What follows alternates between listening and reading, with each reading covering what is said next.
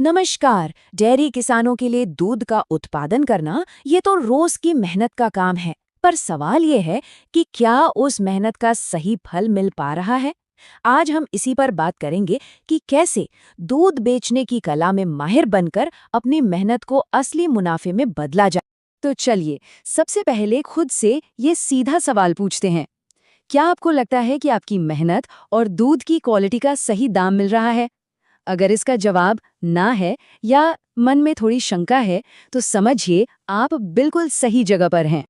तो सबसे पहले इस चुनौती को ही समझते हैं। देखिए, डेयरी का काम सिर्फ अच्छी क्वालिटी का दूध पैदा करने पर खत्म नहीं होता। ये तो आधा काम है।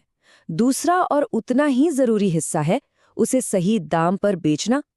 तो इन दोनों के बीच बैलेंस कैसे बनाया जाए? और देखिए, यही तो असली मकसद है। मकसद सिर्फ दूध बेचना नहीं, बल्कि उसे उस दाम पर बेचना है जिसका वो सच में हकदार है। ये पूरी बातचीत इसी पर है कि कैसे अपनी कमाई को ज्यादा से ज्यादा बढ़ाया जाए, ताकि मेहनत बेकार न जाए। तो चलिए, अब आते हैं सीधे मुनाफे के रास्तों पर। हम दूध बेचने के 4 खास तरीकों पर गौर करेंगे। हर रास्ते के अपने फायदे हैं, अपनी चुनौतियां हैं। आइए एक एक करके सबको समझते हैं। पहला रास्ता, और शायद सबसे ज्यादा मुनाफे वाला भी, वो है लोकल मार्केट में सीधी सेलिंग। मतलब सीधे घरों में, आस पड़ोस की कॉलोनियों में, या फिर लोकल चाय और मिठाई की दुकानों पर। बस सुबह शाम डिलीवरी का एक टाइम फिक्स कर लीजिए, एक व्हाट्सएप ग्रुप बना लीजिए और आप कमा सकते हैं पूरे 50 से 80 रुपए प्रति लीटर तक। अब इस तरीके के फायदे हैं तो कुछ चुनौतियां भी हैं। सबसे अच्छी बात, पूरा का पूरा पैसा सीधे आपकी जेब में, कोई बिचौलिया नहीं। और ग्राहकों से एक सीधा रिश्ता भी बनता है। लेकिन हाँ, मेहनत रोज की है और ग्राहकों को संभालना, उनकी सुनना, ये सभी आपको ही करना होगा। अब आते हैं दूसरे रास्ते पर, डेयरी कोऑपरेटिव या कलेक्शन सेंटर। मतलब अमूल, मदर डेयरी जैसी बड़ी कंपनियों के जो सेंटर होते हैं, वहां दूध देना। आपको बस अपने पास के सेंटर पर रजिस्टर करना होता है। यहाँ दाम दूध की क्वालिटी पर निर्भर करता है, यानी उसमें फैट और एसएनएफ कितना है, जिससे आपको 35 से 50 रुपए प्रति लीटर तक मिल सकता है। यहाँ सबसे बड़ा प्लस पॉइंट है बिक्री की गारंटी। आपका जितना भी दूध हो, बिकना तय है। और पेमेंट भी रोज या हफ्ते में टाइम पर मिल जाती है। लेकिन एक बात तो है, सीधे बेचने के मुकाबले यहाँ रेट कम मिलता है और कीमत पूरी तरह से दूध की क्वालिटी पर ही टिकी होती है। तीसरा ऑप्शन है होटलों, रेस्टोरेंट और ढाबों को सप्लाई करना। यहाँ बात होती है बड़े ऑर्डर्स की।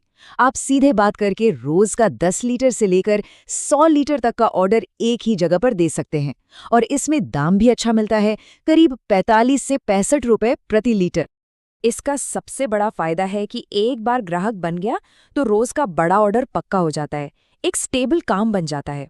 लेकिन हाँ, एक बड़ा रिस्क भी है, उधार का। पेमेंट कभी कभी लेट हो सकती है, तो इस बात का ध्यान रखना बहुत जरूरी है।